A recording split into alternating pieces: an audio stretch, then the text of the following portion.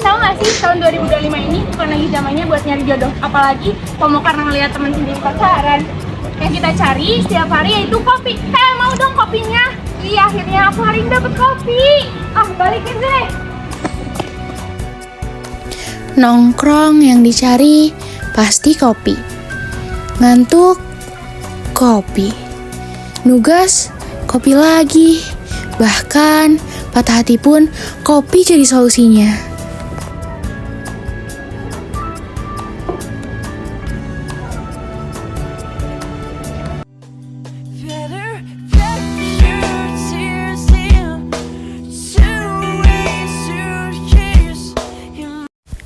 Kenalin nih, Kopi Uliens. Bisnis kopi rumahan anak kampus. Gimana caranya mereka sambil kuliah, tapi bisnis tetap jalan. Kita cari tahu bareng-bareng yuk.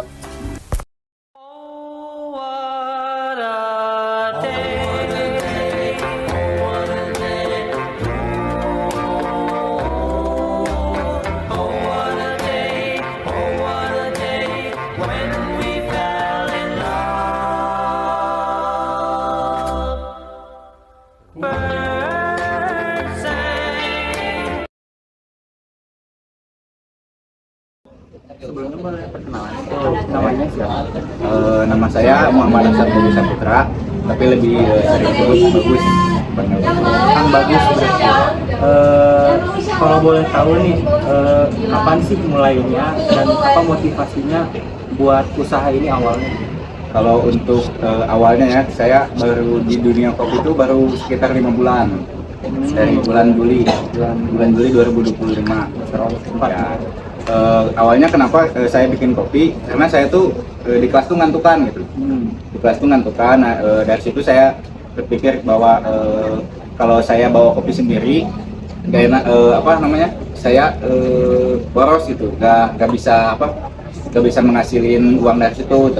Saya berpikir lagi gimana kalau saya sambil jualan. Itu awal pencetusnya dari situ. Berarti motivasinya berdasarkan kegelisahan dan yang ada di kelas gitu ya? Betul, karena saya di kelas ngantukan, jadi butuh kopi gitu ya kan, gak etis juga tidur di kelas gitu kan ya. Pertanyaan selanjutnya, sistem pemesanan si kopinya ini melalui apa? Apakah PO? Kalau untuk sekarang sih awalnya saya niat tuh PO, tapi kalau PO tuh saya jujur aja nggak punya pasar. Jadi sistemnya sekarang tuh saya bawa dulu, terus saya tawar-tawarin ke mahasiswa-mahasiswa yang lagi nongkrong, yang lagi apa, barangkali butuh kopi, atau enggak ke teman-teman kelas yang kelihatannya ngantuk atau kelihatannya apa, saya tawar-tawarin kopi nih, saya punya produk kopi. Promosi. Ya betul, dari promosi door to door orang ke orang langsung. Kalau untuk saat ini. Kalau boleh tahu untuk pembayarannya nih, Kang, rata-rata ini di mahasiswa UKRI kampus kita ini, rata-rata itu pakai kris atau transfer atau cash gitu? Kebanyakan sih karena sekarang udah zamannya ini ya, kebanyakan transfer dibanding cash, karena ya saya juga jarang pegang cash gitu, jadi kebanyaknya transfer. Kalau boleh tahu Kang, rahasia dapur ini dalam sehari biasanya bisa sampai berapa gitu omset sama pesanannya? Dalam sehari itu biasanya orderan tuh paling banyak atau paling dikit? Paling banyak dulu. Paling banyak tuh saya pernah jualan di kampus ini 25 botol. 25 Ya, botol. kalau untuk hariannya sih, kalau rata-rata penjualan sih cuma di sekitar 10 sampai 15 botol aja. Biasanya kalau boleh tahu sesi paling ramai kapan tuh? Isoma kah atau Sesi paling ramai itu di jam lagi ngantuk-ngantuknya, biasanya jam 1 yang beres pada makan tuh kan, siang-siang panas ngantuk gitu. Biasanya saya nyebarin kopinya di jam segituan, di jam 1. selama berusaha dalam 5 bulan ke belakang ini Kang, ada gak sih kesulitan atau tantangan gitu yang pernah dirasakan oleh Kang sendiri dalam berproses bisnis kopi ini? Banyak sih, dari awalnya kan susah ya, saya tuh susah masarin kopinya kan, karena kebanyakan di kampus ini tuh jajanannya yang pada murah-murah gitu. Orang lain lebih milih kopi yang 5 ribuan gitu di kampus daripada beli kopi saya gitu. Itu aja sih. Sama apa ya, paling kalau nggak laku si kopinya dibawa pulang lagi tuh susah lagi dijualinnya karena ya rasanya kan sudah menurun. Ini ya ketahanan si produknya. Ya ketahanan produknya saya cuma di 2 hari soalnya.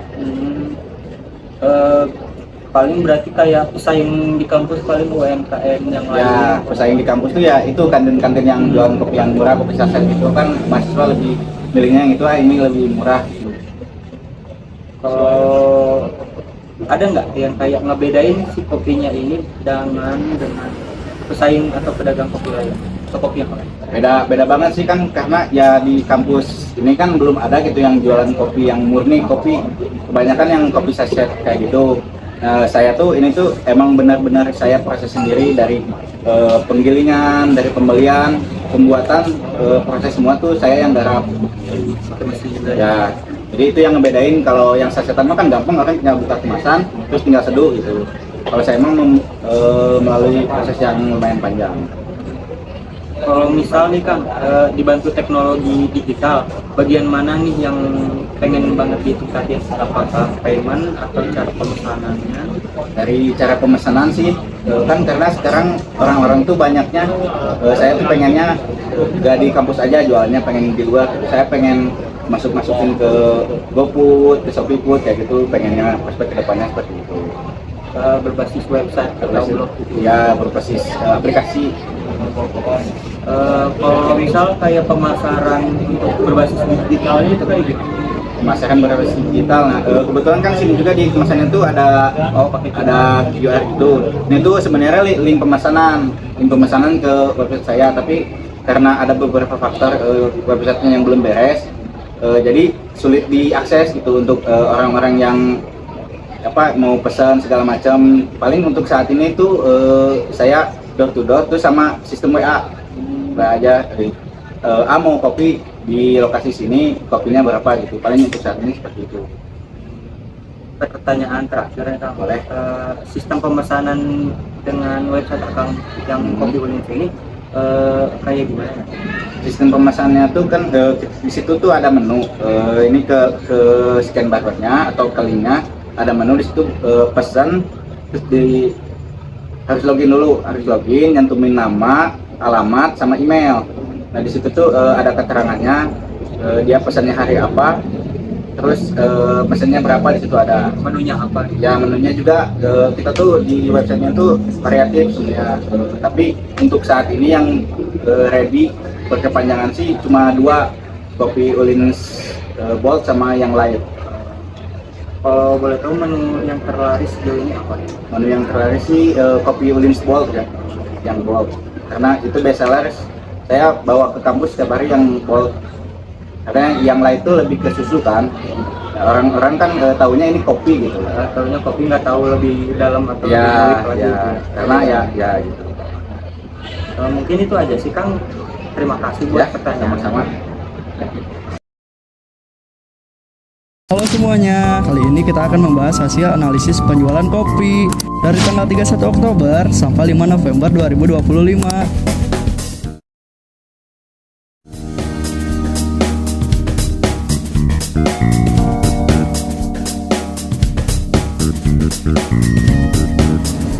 Oke, jadi ini adalah dashboard analisis penjualan kopi untuk periode 31 Oktober sampai 5 November 2025. Dari data di atas, total penjualan mencapai Rp855.000 dengan 57 kopi terjual, rata-rata 12 per hari. Jam paling ramai itu pukul 1 siang dan produk paling laris adalah Uliens Bold.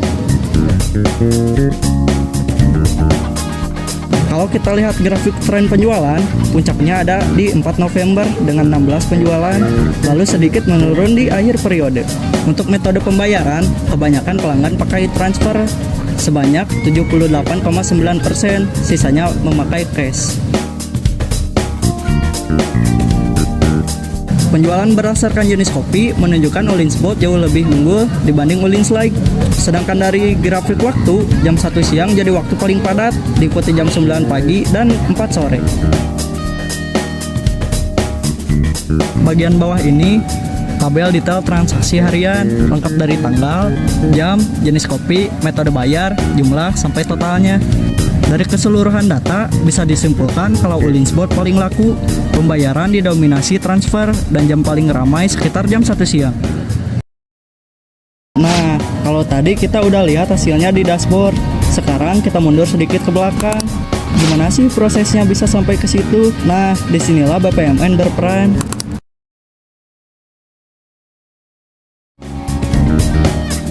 Nah, dari BPMN SIS ini, proses penjualan masih manual. Penjual menyiapkan kopi, promosi dari mulut ke mulut, dan mencatat transaksi satu persatu.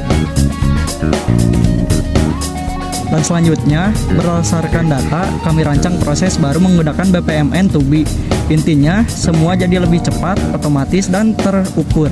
Sekarang pelanggan cukup scan QR code atau buka website, login, pilih menu, lalu bayar lewat QRIS. Proses pun jadi efisien, data rapi, dan keputusan bisnis bisa diambil berdasarkan fakta, bukan perkiraan. Cukup sekian penjelasan mengenai hasil analisis data dan perancangan BPMN. Semoga dapat memberikan gambaran tentang pentingnya digitalisasi dalam proses bisnis. Jadi setelah 2 minggu jadi konsultan kita adakan, akhirnya kita paham satu hal, bahwa sebuah UMKM kecil seperti Kopi Ulins itu nggak cuma butuh rasa yang enak loh, mereka juga butuh strategi yang tepat buat bersaing. Terima kasih sudah mengikuti perjalanan analisis kami, dan semoga temuan ini bisa membantu Kopi Ulins untuk tumbuh lebih besar. Dan semoga kita sebagai calon praktisi sistem informasi bisa terus belajar dari UMKM sekitar. Sekian video dari kami. See you in the next video. Dadah.